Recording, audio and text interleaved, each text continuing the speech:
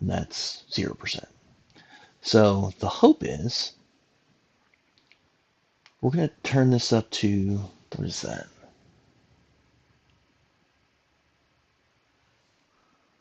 3, yeah, that's 10%. We're going to turn down contrast to 0. And the idea, Jesus, these things are way too bright.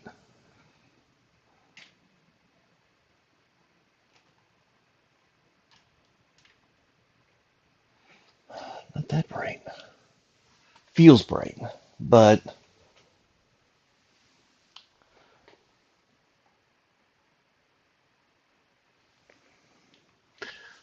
we are going to use the 10%. And we're just going to run it continuous.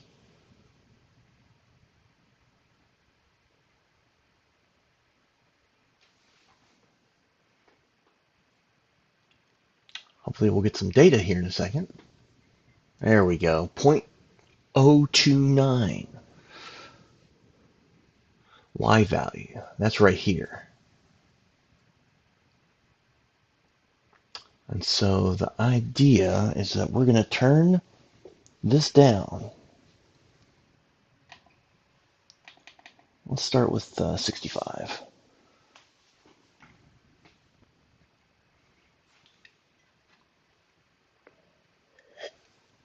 Okay, that dropped to 0.02. Drop down to 60. The idea here is that 10% with the contrast turned all the way down should still be some non-zero amount of luminance.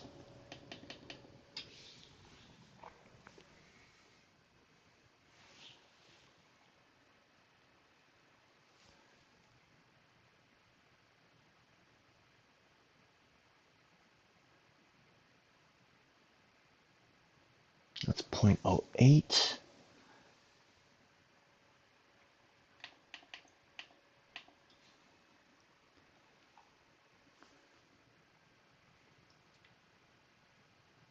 There's 0 right there. So 50 is too low.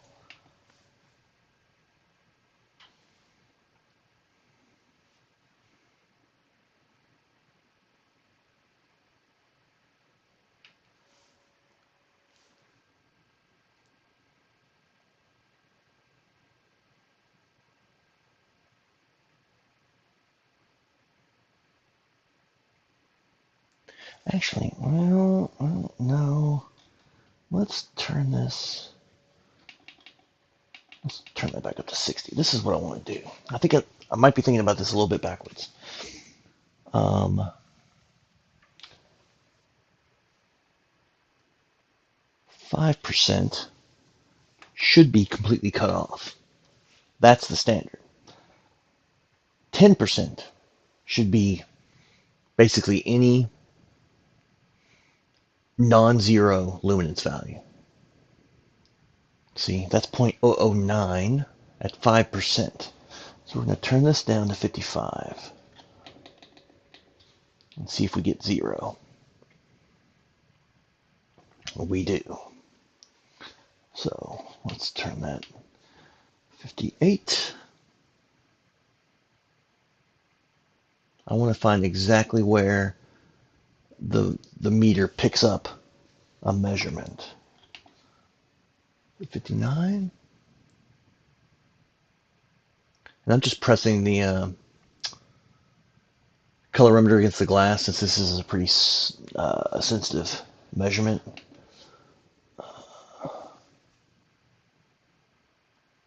We're back to 60. Pressing it against the glass. I'm still getting 0, which is weird.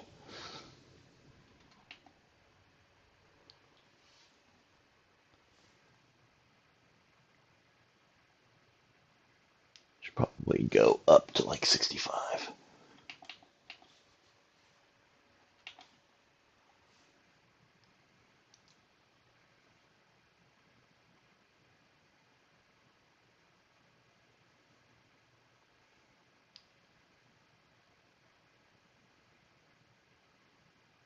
There we go.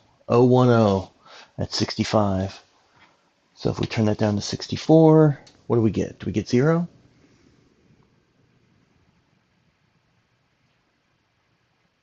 .009. Presumably somewhere between 60 and 65, it will actually drop to 0.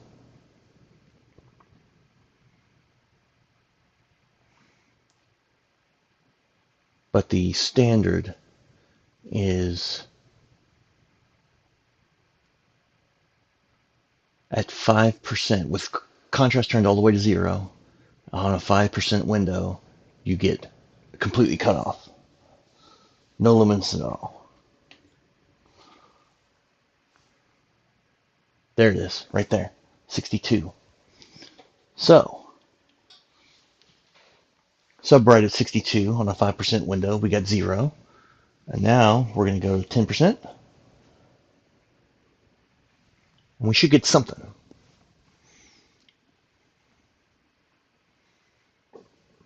It takes a second for it to do another reading.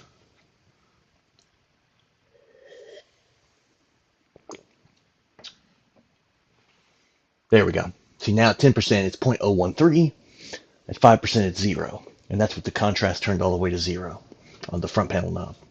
So, that's good. But now, because we've changed sub-bright, sub-contrast has changed. So we have to go, I'm going to turn off the continuous measurement. We have to go back to 100% white.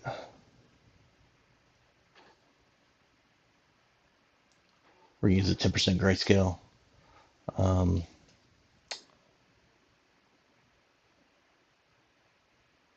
80, 90, 100. Now we're going to turn contrast back up to max.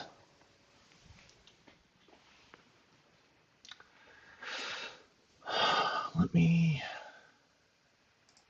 try something there. There we go. We'll focus on the old buddy got moved. So now we're going to go back to 100. We're going to run this 142. So now we're going to turn sub-contrast up.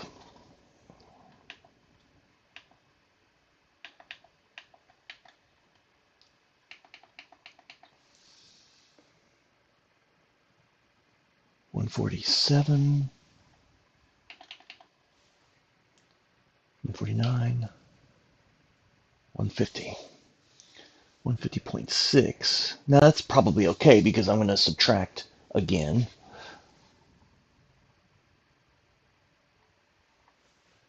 That's actually, wow, you turn contrast down to 0, 100% window shows 8 nits, in case you were wondering.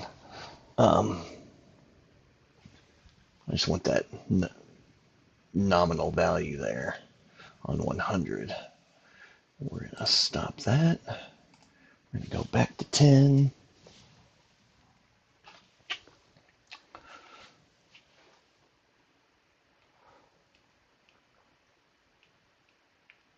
Oh, thank you so much. 0. That's 5%. We save that. I try to be diligent about that in case something goes wrong. You don't lose too much work. Sub-bright.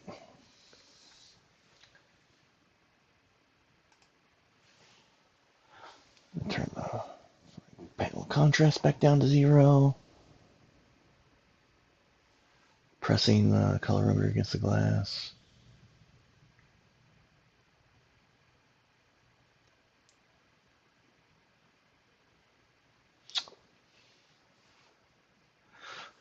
.009. So we're just going to turn that down a little bit. Say 60. You get a feel for how many notches there. See, it went to 0. That's good. Let's see if 61 has value.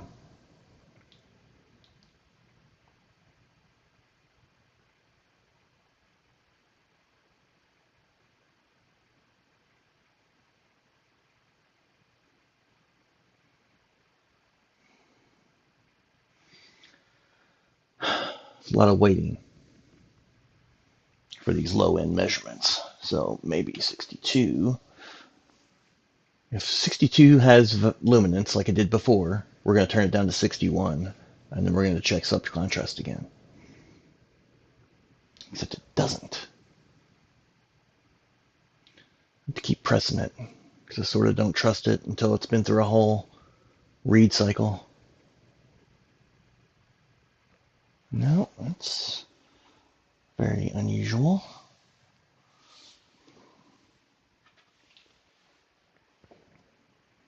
That's 3, 1, chapter 2. Okay.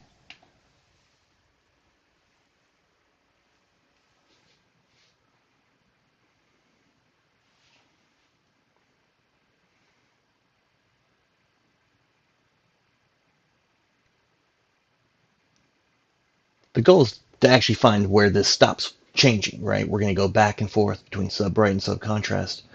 Okay, so that 63 definitely reads. So we're going to go back to 62 and see if it drops to 0 again. The whole point, it does. It drops to 0. So presumably, we're going to leave that alone. We're going to go back to subcontrast. We are going to stop the continuous measurement.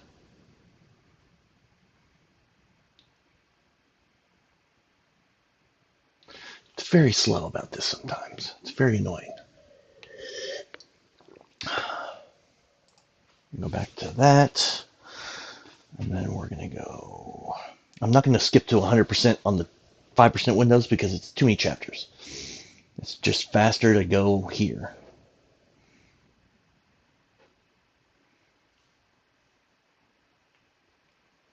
Come on.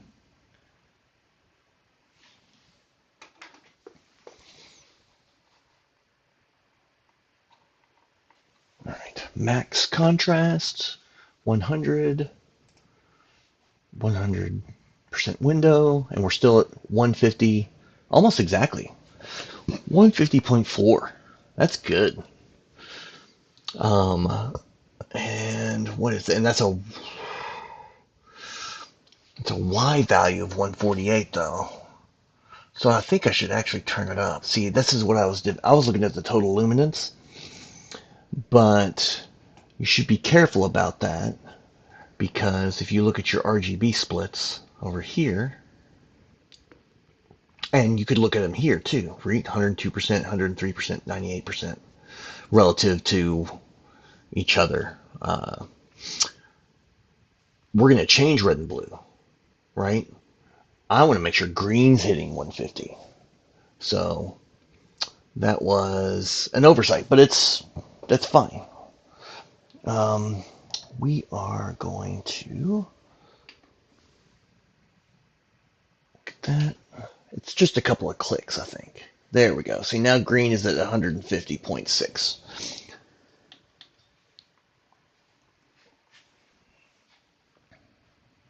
I'm going to stop that.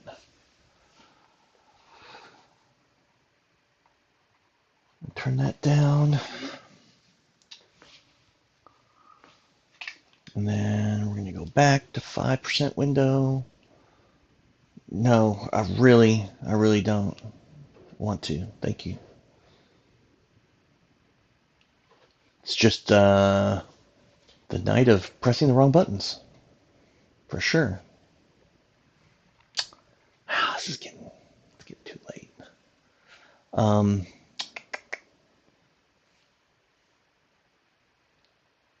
3. That's 10%. Let's go back to 2. That's 5%. We're going to go back here, run the continuous, see what we get. It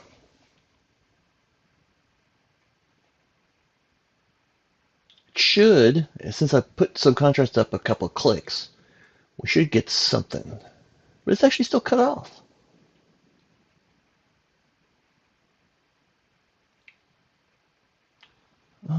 Give it one more second, one more read cycle. Come on. There you go. It's still reading 0. So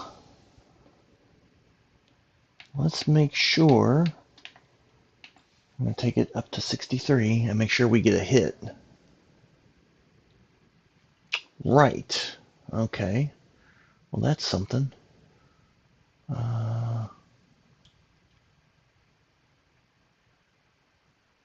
Read it again. One more time. Yeah, still nothing. Interesting.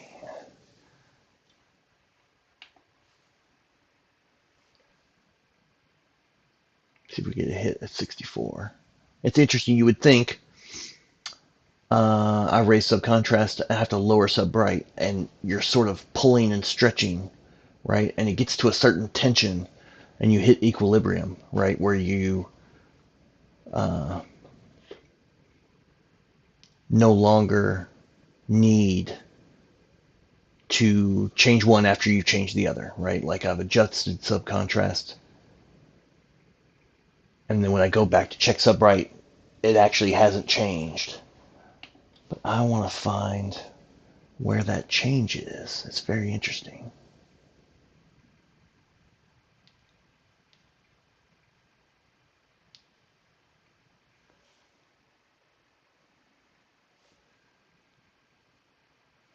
Come on, recycle.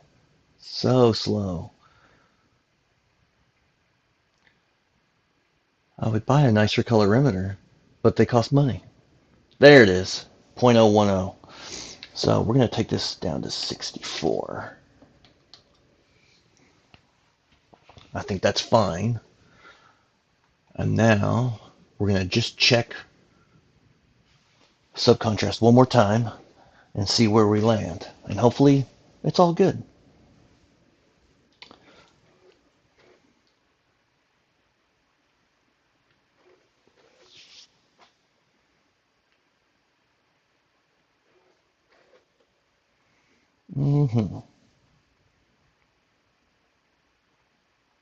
Chapter 11.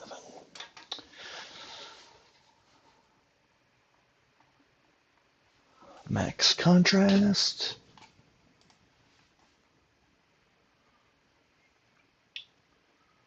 And then we selected 100.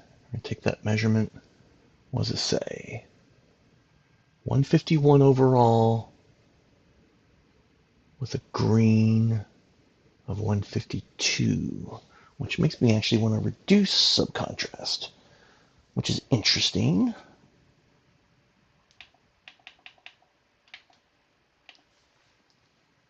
Green 151, green 150.23, that's fine.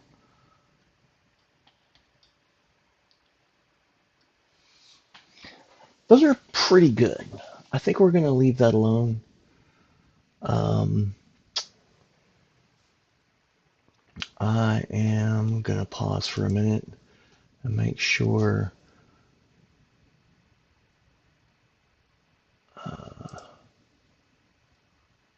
nothing else needs to be attended to. And I'll be back with another video. I'll probably end up posting those first two together, or at least back to back. And we'll just have to make them separate. So we'll call these videos the subbright and subcontrast video, which is an important first step in getting yourself set up for doing 2-point white balance on a CRT. At least as one that's this advanced. Let's put him back to standard.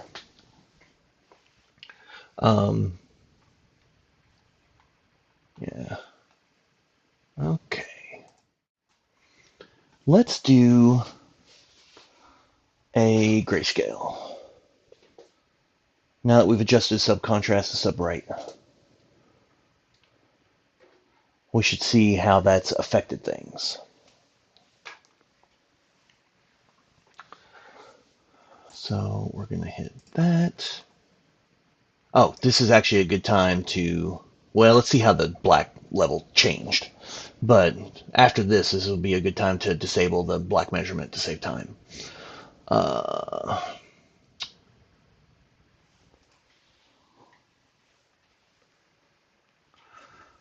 0.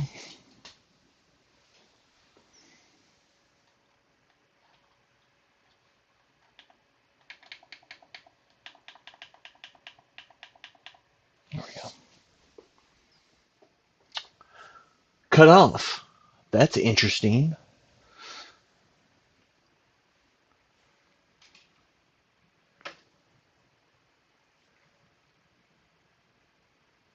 It definitely should not be cut off. So I've definitely done something wrong. So we're going to have to keep working on this. 20.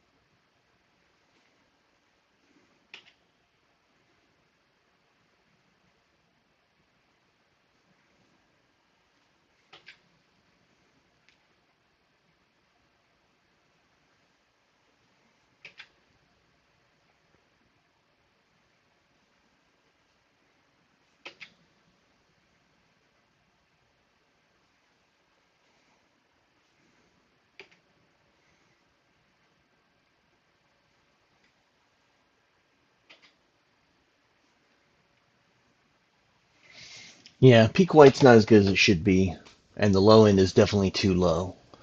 So we definitely need to tweak this. Something's going on here.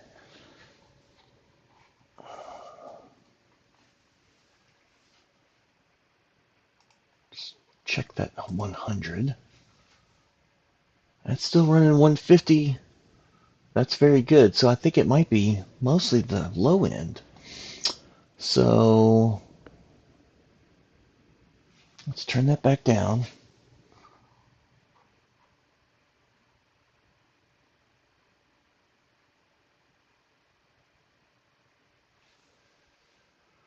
That's 75. It should be about 85, to be honest. Ah, crud. Let's talk about references for a second here, because I haven't used this computer for this work in a while. So, custom color space, which is the exact coordinates for the SMPTE, or the Society of Motion Picture and Television Engineers, or SMPTE. Type C color CRT phosphors. These are the exact coordinates for the tube that's in this monitor, which are actually slightly different from Rec 601 as an ideal, which is, I think, a little different from, say, sRGB, which is similar to Rec 709, blah, blah, blah, blah, blah. But, it doesn't really matter what you pump into this thing, you're going to end up in this color space here, no matter what, because this is the color space of the tube itself. So there's no reason not to plug in the exact phosphor coordinates from your tube into these fields if you have it. And then that way, any variation you get from it is actually the tube's age and not something that you've done wrong, right? Like, we get white balance exactly where it needs to be, and we get the decoding where it needs to be, and all the offsets are where they need to be, and we get it wound as tight as we can. Any variation at that point is the age of the tube, or maybe some other thing that we could identify and repair. But generally, like, especially we're working on something that's probably 20, 25 years old. It's got some age to it. There's not much you can do about that. So we want to get it as perfect as we can, but we won't know what that is if we're aiming at the wrong thing. So until we talk to these guys that make color HCFR, like whoever the current developer is, and I think there has been some people reaching out to them to get some CRT specific color spaces in here, because their definition for D93 or 9300K white temperature is wrong. I mean, it's wrong in the sense that it's not the same one that's in the published documentation for Sony monitors, and which is the same one that's in, say, JVC or Panasonic or something like that. They have a definition of D93 for that. And their color HDFR is using like the black body definition of 9300K, and they're not the same. So if you just use the out of the box 9300K on here, it's not right. Check your service manual for the exact white coordinates. But we're using D65. That's a right now. We're going to do D93 later. I don't have to change white, but the color space custom, here are the coordinates. That's what you should do if it's a SMPTE tube. If it's a different type of tube, it's going to be a different story. So you have to like kind of know that up front, right? But the problem that I noticed just now is under the advanced, there was some discussion about the color difference formula. And right now the color difference formula is listed as recommended, and it's using basically CIE 76, which is not great. We're going to change this to CIE 2000. For a second I thought I had it on DLCTCP. That's a very, very modern thing. There's a lot of discussion on whether or not that's even worth the effort to adopt. But we're going to use CIE 2000. CIE 2000's the best one. I don't think it matters how old of a CRT you're talking about. You should probably just always use CIE 2000. Even if it's, say, you know, like if the options were, like here, CIE 76, CIE 94, CIE 2000, you would think, oh, if I had a TV from the 90s, I'd use CIE 94. And you could. But really, the math behind CIE 2000 is the best. You should probably just use that and not think about it the rest of the time. Now, if somebody wants to have a discussion with me on whether or not that's accurate, I'd love to hear all sides on that. But as far as I can tell, just use CIE 2000 and it's going to give you good results. So we're going to apply that now.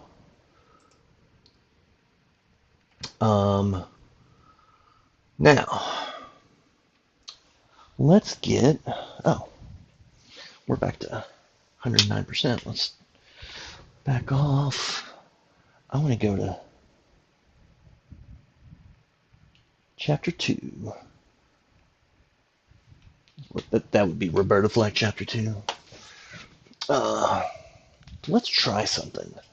Without turning the contrast all the way down, let's just see what we're getting at 10%. That's good. Let's measure it.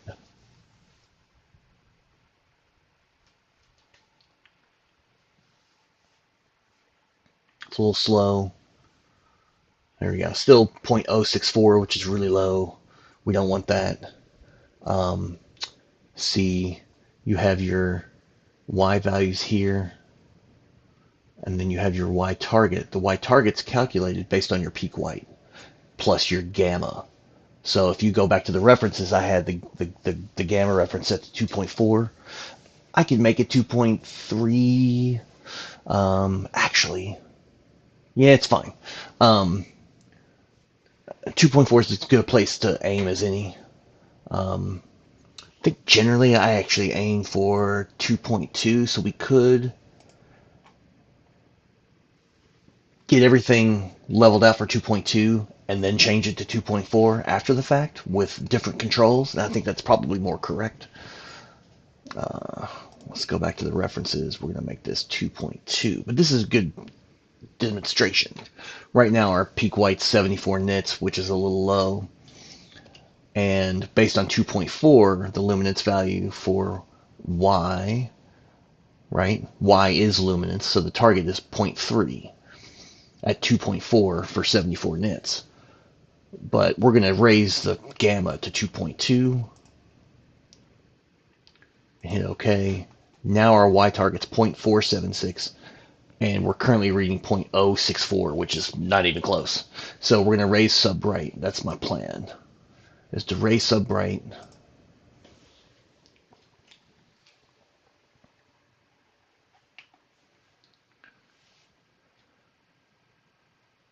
I just want to raise it. Jack it up to 70. Let's see what it does. It's really something. The problem is that that's honestly as a separate set of controls. So I want to try something a little bit different. Let's go back.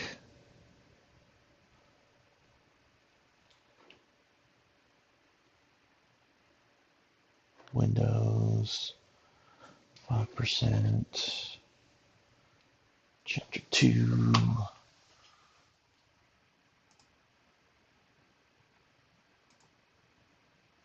Let's just see the normal contrast levels. What are we getting?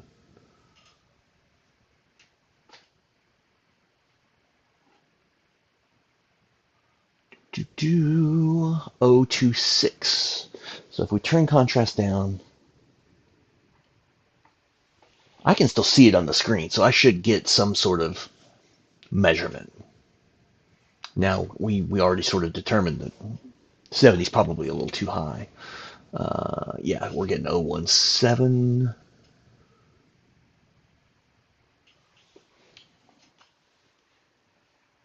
So let's turn that down.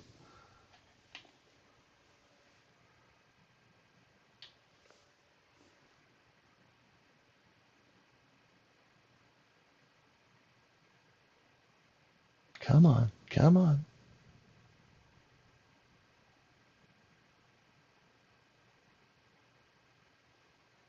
Four, Jesus. Let's just turn it down to 65.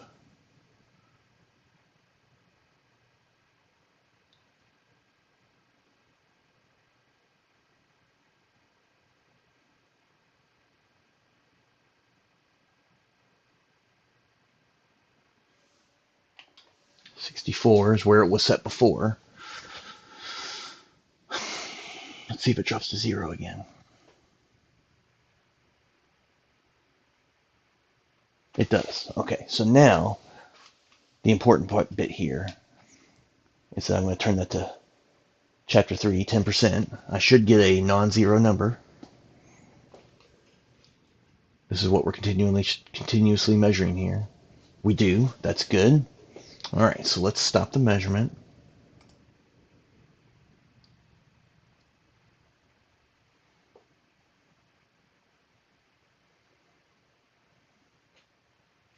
We're going to go back.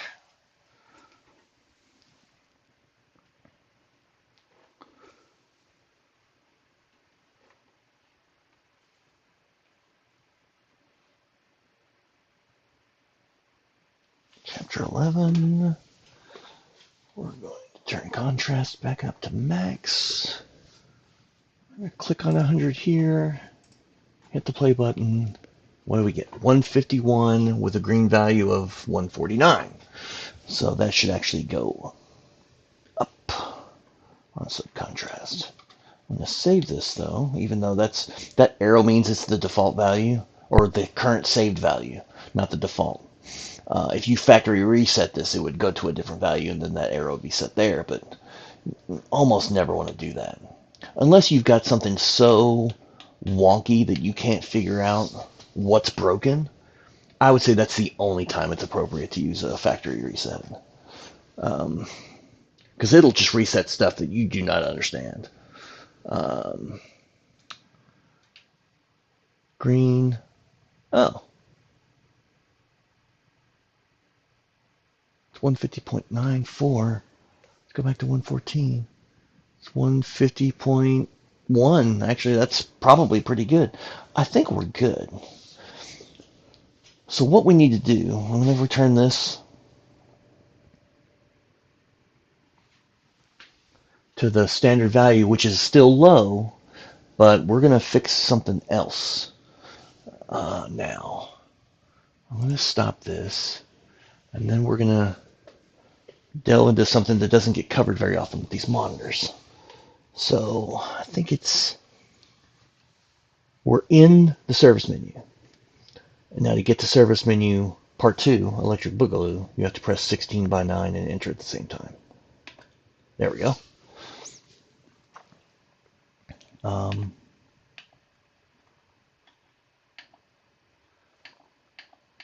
These are the white balance offsets for the different color processors. So we'll be back here at some point.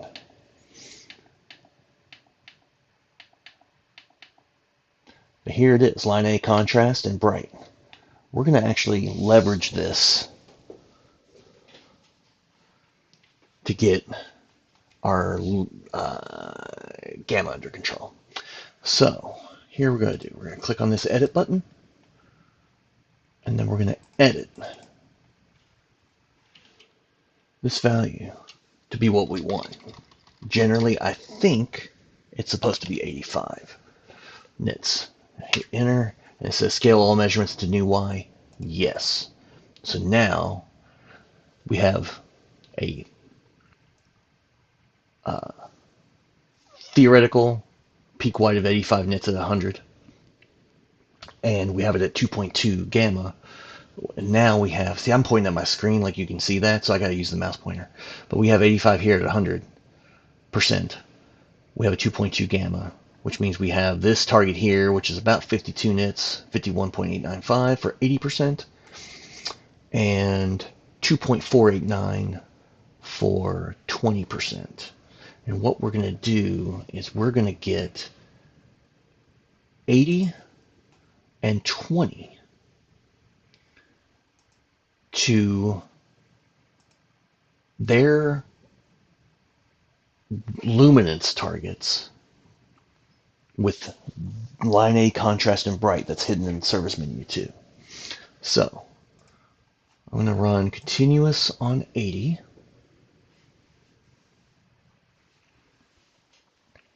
And then we're going to change the pattern to 80 so that the thing stops freaking out.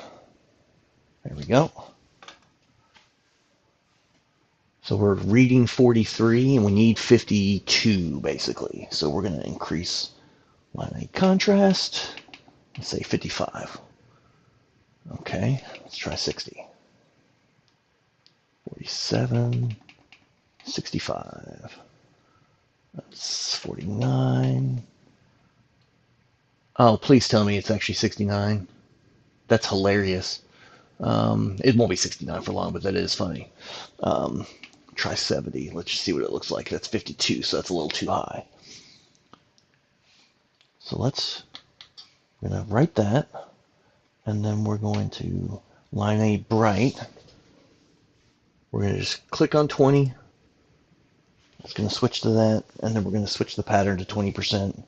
Now the things will freak out until I fix it, but that's okay. There's 20%. All right, 20% is currently reading at a nit, but we're going to increase brightness until it's 2.5, which seems wrong, but I think we're going to be okay. 2.2, 2.3. It's going to be closer to, 2.481. 2.503. I don't know if I want to go back. Let's see what that looks like. 2.296. Yeah, we're going to stop there.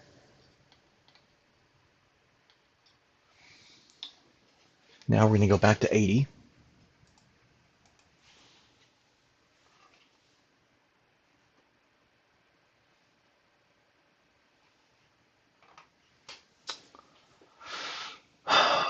'80 is now too high.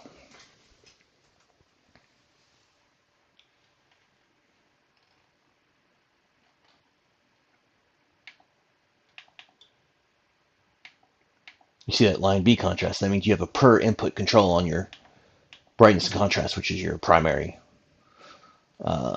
gamma control, right? So we're going to turn contrast down. Come on.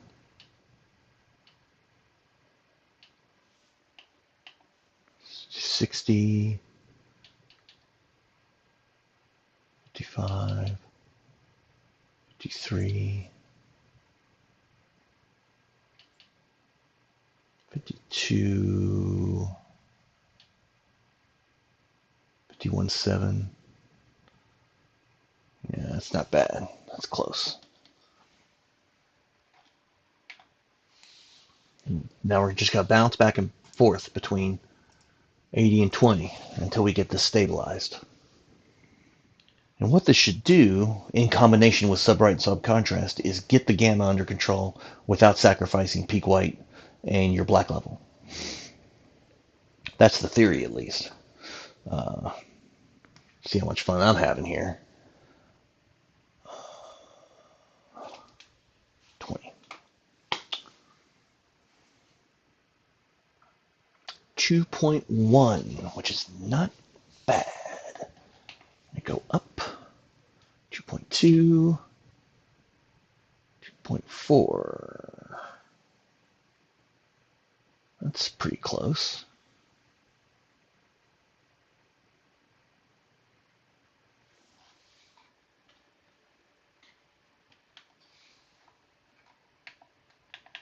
Line A contrast.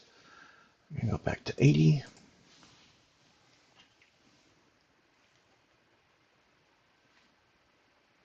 There it is.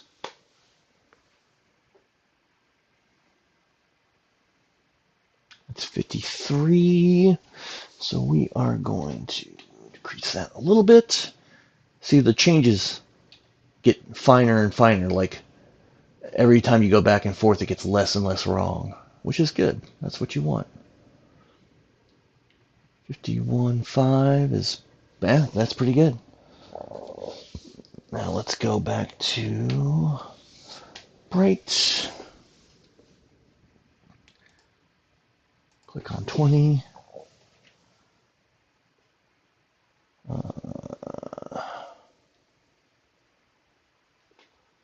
20% window.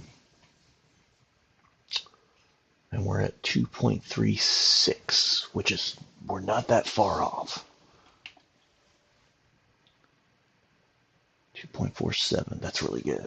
See, that was only one click that time.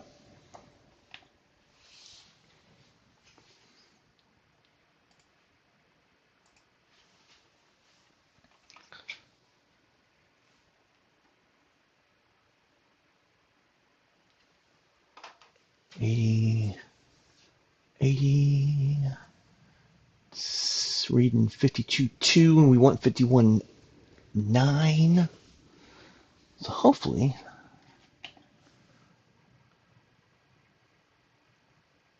oh yeah, that's basically right on there. I bet at this point, we're not going to have to change bright.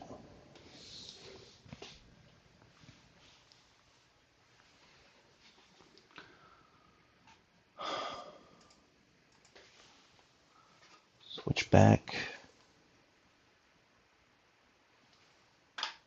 20%. 2.435 and it's supposed to be 2.489. That's really good. I'm gonna be happy with that. So now I think we're gonna run the total grayscale again. Stop that. Let's go back to chapter 1.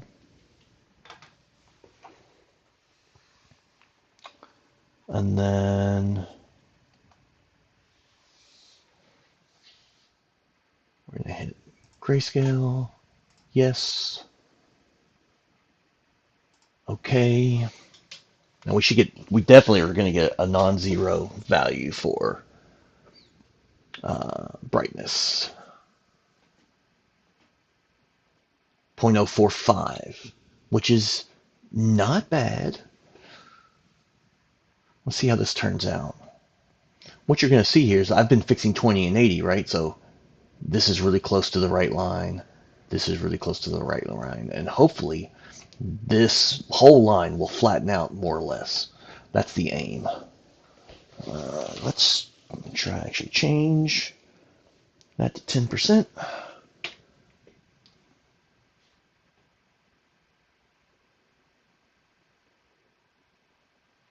0.566, that's really good. 20. Yeah, that didn't change much, shouldn't.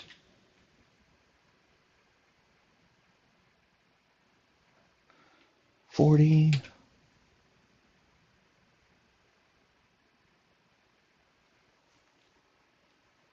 50.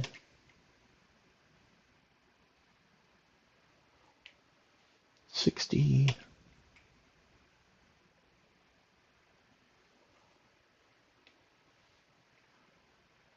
70.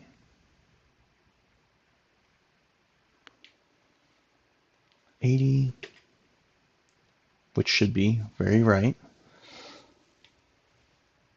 90. Just, oh, this is so good.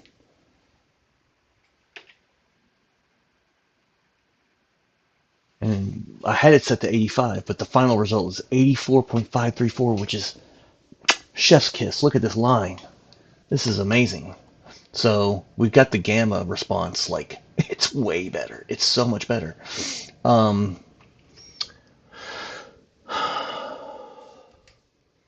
At a target gamma 2.2, we ended up at 2.18, contrast ratio 1881 to 1, which is just not terrible at all. It's just not terrible. And you can see how much better the white balance is already.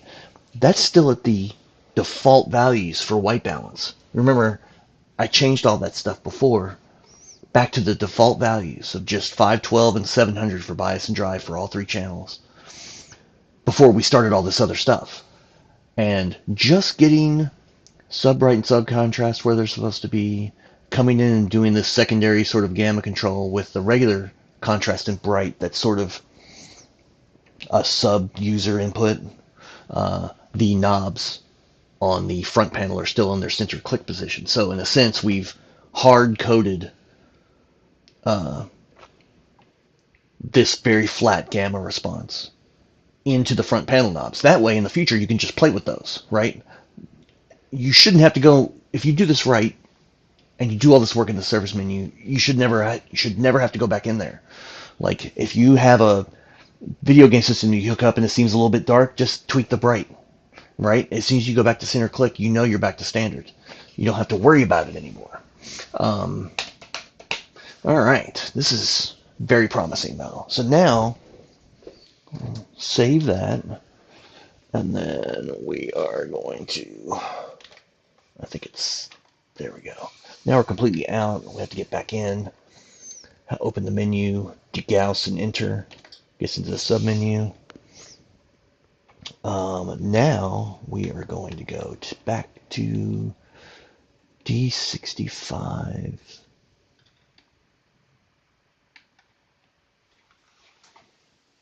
We are going to, these are the bias controls. And the nice thing about the bias and drive controls is that it dims the bias text so it doesn't mess up your readings, which is very nice. But we're going to measure that basically the same thing, like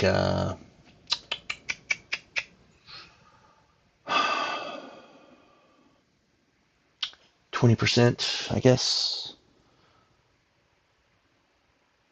20% there. 20% here. We have a little bit weak on red and a little bit too much blue. Green's right where it's supposed to be. That's what we were aiming for. That was the hope. We want to get green using sub-bright and sub-contrast and regular bright and contrast. Get green where it needs to be. That way when you go into white balance, you don't touch green. You only have to change red and blue. Now, that's just how Sony designed it. You're going to see slightly different things in JVCs and other monitors, but a lot of the principles are the same. You know, you get your monochrome white balance and or at least your gamma response as flat as possible, right? And all that luminance information is basically being carried by the green channel anyway. You get green stabilized and then don't touch it, and then you just tweak red and blue to balance against that after the fact. Different CRTs achieve that in different ways, but some of the principles are very much the same. So we got that on the 20% measure, the windows on 20%. We're still in black and white. That's good. Right now, what we're seeing is blue is just a little too strong. So what we're going to do,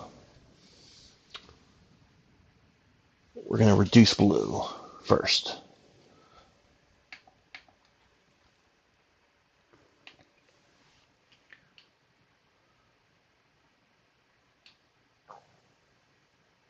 See, as I reduce the blue, the percentages for red and green also change.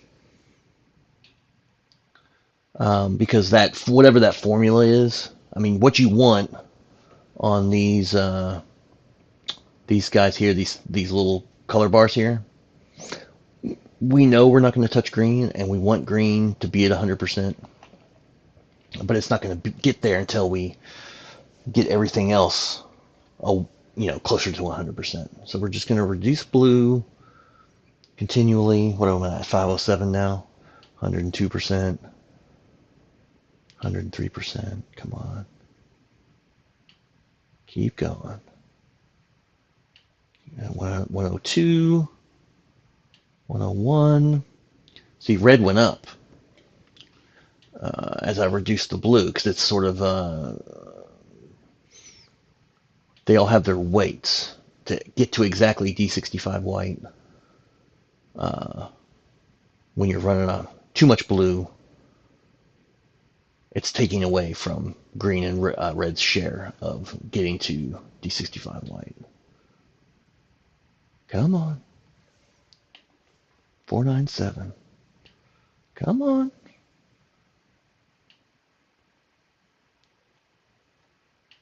Really? Let's try 490. There we go. I'm trying to make it react. See how when blue dropped below 100%, red went above 100%.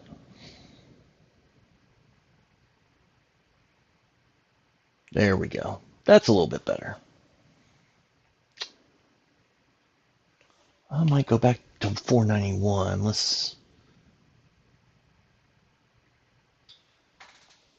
Sometimes you can't look at just the percentages. Right now my blue's 2.42, green's 2.43, and then red's 2.44. The target's 2.47, but because green is 2.43, we definitely want blue to hit 2.43. So let's increase the blue again. Even though it'll put it over 100%. Actually, right there, 2.43. I'm just going to turn it up one more time. That put it up. See, 2.46 is too much. So 492 is going to put you at 2.42. We're going to save that. We are going to go to bias red. We're going to drop that a little bit. There we go. Oh. Now, the Blu-ray player, each of these chapters are like 5 minutes, so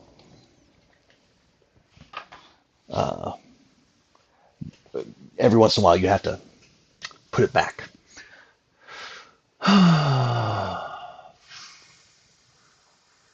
Four.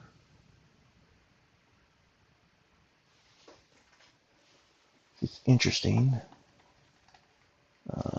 Red.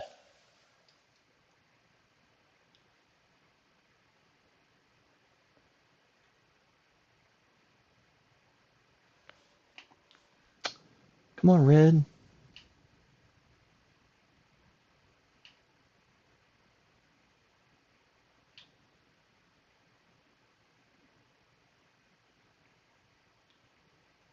That's very, very close.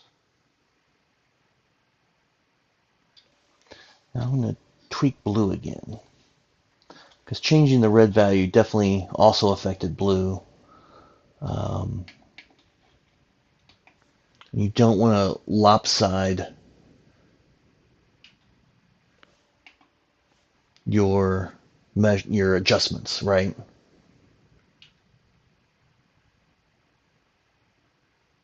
What is happening? I'm going too far. 4, 6.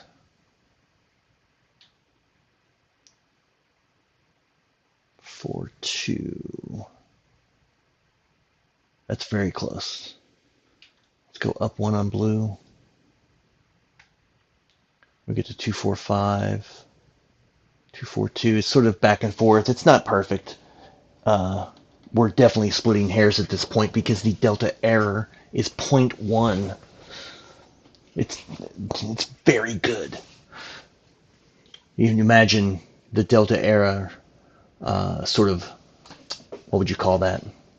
The standard, right? 1.0. If it's less than 1, you can't tell the difference between it and perfection with the naked eye.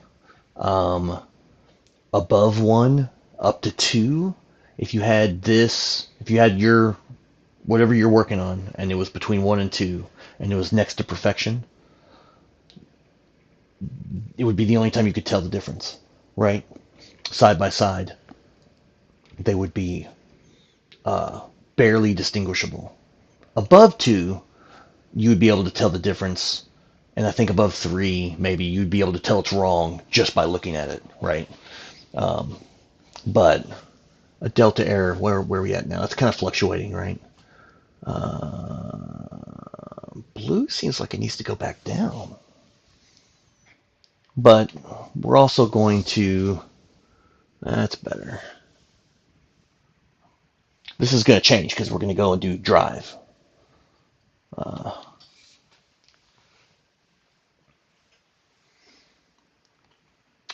And I think we can probably do it at 80%.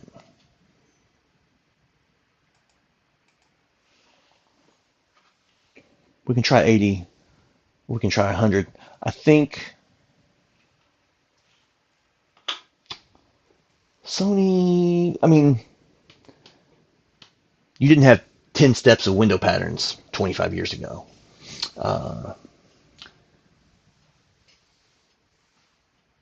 Let's see. It's very close. We're just going to have to back off red and blue just a little bit.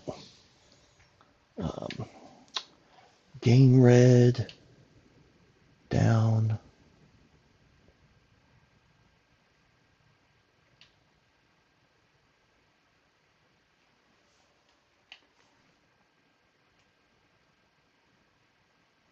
Okay. Gain blue definitely down.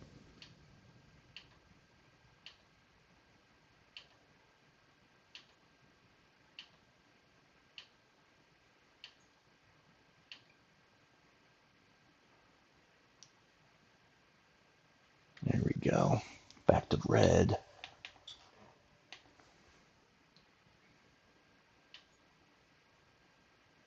There we go.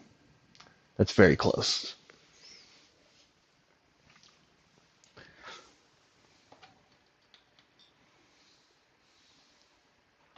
Now, just put it back at bias red, so I'm going to switch. We're going to switch back to 20%. Switch the pattern back to 20% while the graph freaks out, which is fine. Back to 20%. There we go. And that's really still very excellent. Red has gone up a little bit, and that's in response, I think, to red going down on the other end. It's weird. You have to get a feel for how they interact with each other sometimes.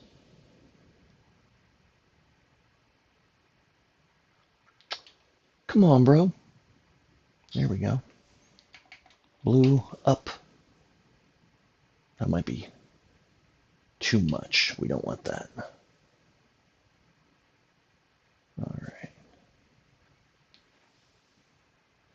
All right. So now we are going to do a full sweep again.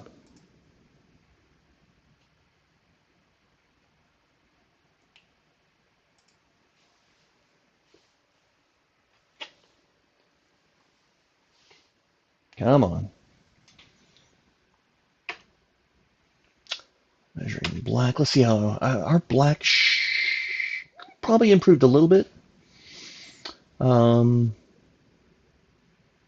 Just tweaking the red and blue guns should have helped that a little bit. 0.44 or 0.44. That's okay. 2. A big question for me has been, I went in and adjusted G2 with the oscilloscope and posted those results earlier, but now I've gone through and I've done all this other gamma control adjustments. And the question is, at this point, has the G2 adjustment been affected by that? And I need to definitely make that measurement in the next couple days to see what's changed. Right, that jumped a lot. That was a big improvement. The 30%, it's in the green now. 40% improved. 50%. Up to 60. 60's at 1.8. Now 0.8. Big difference. 70. 1.9. Down to 1. That's good. 80%. 0.1 still. Proofs in the pudding. 90%. 1.8. Down to 0.2. 100%. Currently 2.1. 0.6 at 84 nits, almost exactly. I mean, I don't know what to tell you except that that's extra awesome. All right.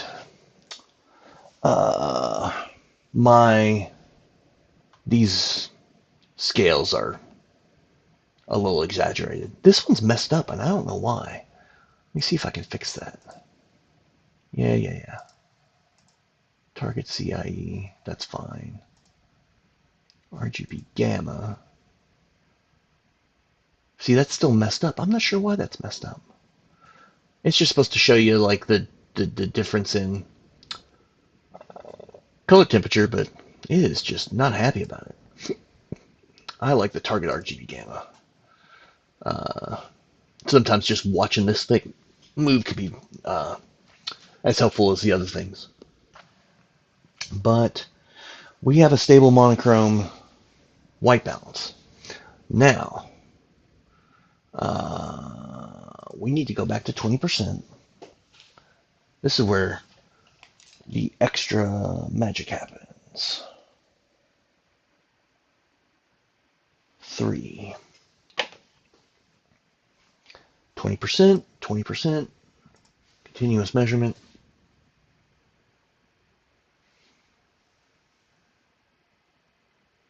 Yeah, that's fine. Now, of course, I can't see anything.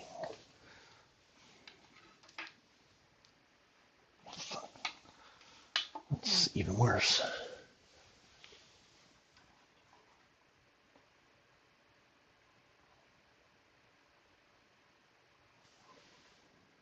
Definitely cock that up a little bit. There we go. I found it. Chroma. I found it. Okay, he's back down to 0.1. So we're going to turn the color back up to center click. That's in place. And you're going to see it jumped to 1.0. And what we're going to do about it is in Secret Service Mode 2, Electric Boogaloo. white balance, NTSC, RY, and BY. It's basically just a red and blue adjust for the white balance drift from the chroma circuit being engaged. See, now you see red and blue are a little low.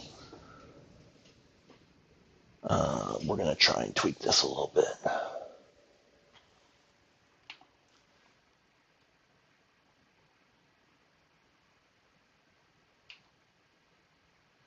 I think it's sort of inverse, right? RY, BY. I can't remember if I go up, the measurement goes down. 50.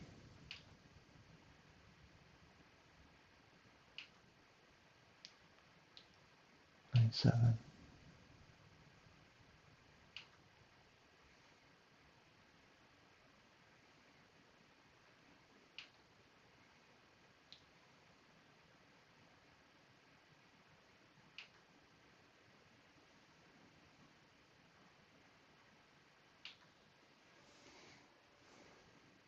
There we go.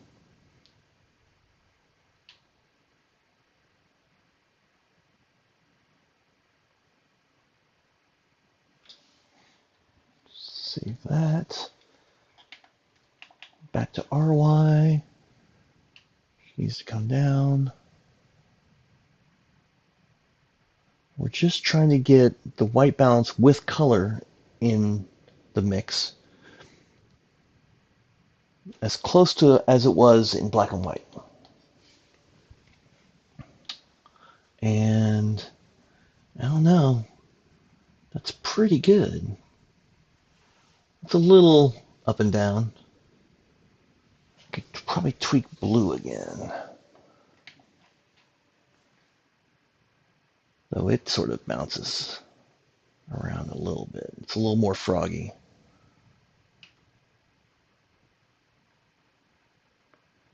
That's pretty good. RY. What we got? That's pretty close. 0.3 with color is good. Considering we're like in the danger zone when we started, like it's going to be very tolerable at this point. So let's stop that. We're going to rerun it. And we're going to see, we're going to lose a little bit on these numbers, but we want to make sure it's not too bad. We might have to tweak this a little bit. But it should be good. I don't think, I should check the manual. It's like my favorite mantra, right? I should check the manual. This process of comparing the monochrome to the not monochrome signal and offsetting the white balance using these adjustments. I can't remember if it's put chroma back to center click or if you're supposed to turn the chroma all the way to max and adjust for that.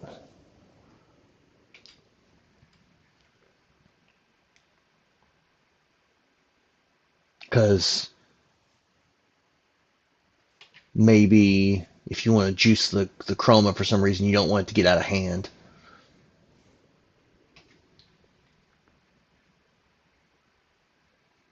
It's not bad. 40%, currently 0.4. 0.6, that's not bad. 50, 0.2, 0.1, somehow that got better. Usually it doesn't get better, but that's okay. I'm not complaining. 60% currently 0.8. 1.3, we can live with 1.3. 70, currently 1.0, 1.2. 80, currently 0.1. 0.6, that's pretty good. 90, currently 0.2. Now 0.5. 100%, currently 0.6. now 0.9. That's really good. All right, well, I've refreshed the camera. We're just going to do some real quick fun stuff now that I have the white balance, like kicking ass. Um, we're just going to do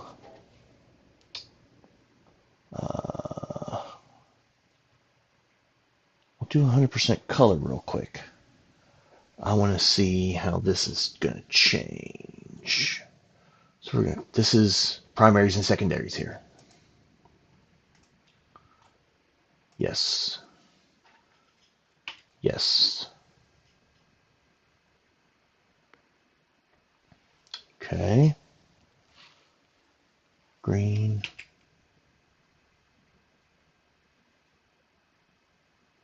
Well, it's going to be wrong relative to the white point, so don't worry about that. Blue.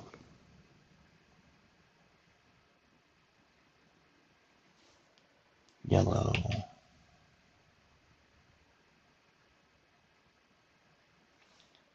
Cyan. Cyan was really bad before. It has improved, but there are issues that need to be sorted out with the oscilloscope to get that under control.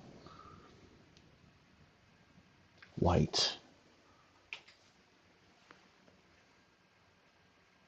See, everything's better. Actually, cyan improved a lot. Yellow's off, though. Let's look at the CIE diagram.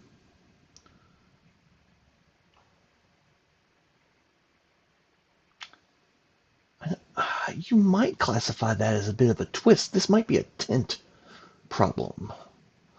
So we're going to do saturations real quick. So measures, saturations, primaries, and secondaries. Yes, we're going to do that. Go to red saturated 0. So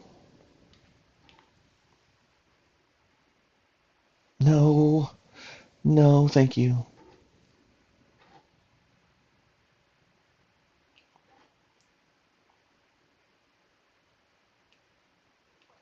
Saturations, 0% red.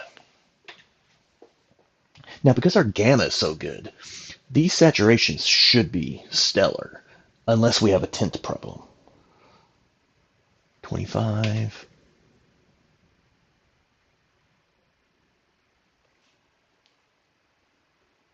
50.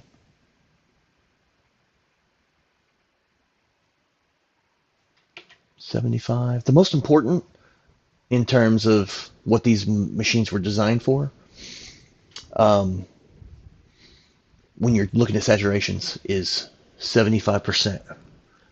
So the fact that we have a red 75% that's 1.9 is like really good. Delta L is plus 7%, so it's like too bright. Is that what we're talking about? Yeah. 239, 71, 67 over here. Here's what we measured, and here's the ideal. And it's just a little too much, but at least it's sort of equally too much. We'll see about that. Let's measure 100.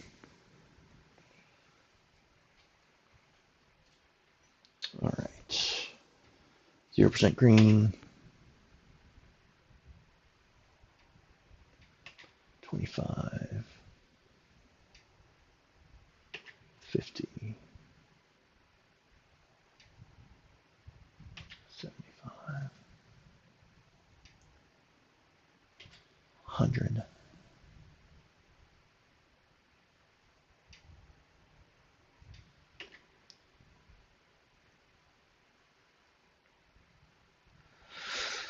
Blue is just too dim. That's interesting. Stupid composite video. It's not bad, actually.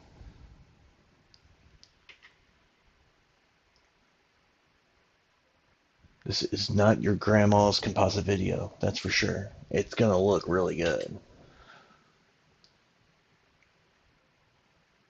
Now the thing is, after this, like, then you have to do the same thing for component video, get it nice and crispy, and then there's a couple of little things you can do to make sure RGB is behaving itself after that, but it should just be perfection at that point. 1.7 on 75% blue, it's pretty good. Not complaining.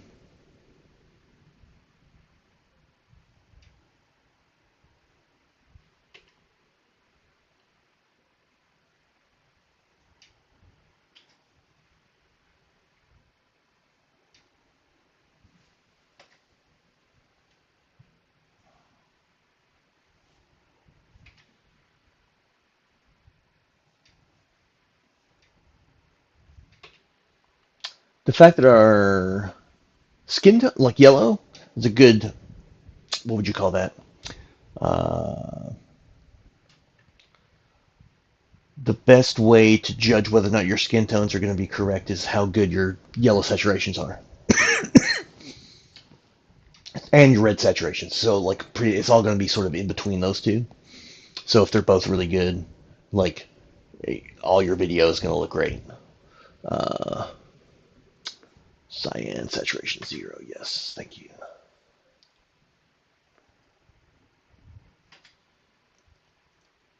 These aren't bad. I'm sort of surprised. Now, it could just be a little wonky because it's composite video, and I'll be able to check some stuff with the oscilloscope soon, and maybe we can straighten some of that out. I did run the automatic setup with nice color bars. Uh, Usually that's good enough. I think for the most part, like if you're hesitant about trying to find an oscilloscope and do this stuff on a CRT like this, like it's okay if you want to skip it. I think if you get your white balance as good as I've gotten this white balance, um, and you run the auto calibrate with like at least these color bars, like the nice color bars from like the Spears and Munsell set, I think are the best ones on a disc. Um, I don't think I don't think there's usable color bars on the AVS Forums disc, which is why I bought the Spears and Munsell in the first place.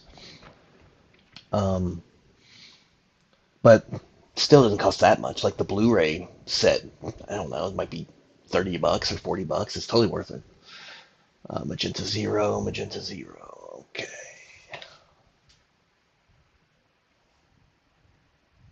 25. These numbers are all looking pretty good. They're not perfect, but composite video never is. And as I've said before, it's definitely a matter of um, degrees, right? Oh, interesting. So it's not a twist. It's not a twist. What is this? Red's like not bad, right? 50% red's great. 75% red's pretty good. There's something about it though that's dragging yellow and it's dragging green. So, and there's something about blue that's not strong enough that's allowing red to drag magenta towards red. So it's like R minus Y in the composite video is not right, and it's screwing everything else up. It's hard to say what it could be. We're gonna have to dig into that, but this is not bad. You plug a PS1 into this monitor, and you know, composite video like Metal Gear Solid or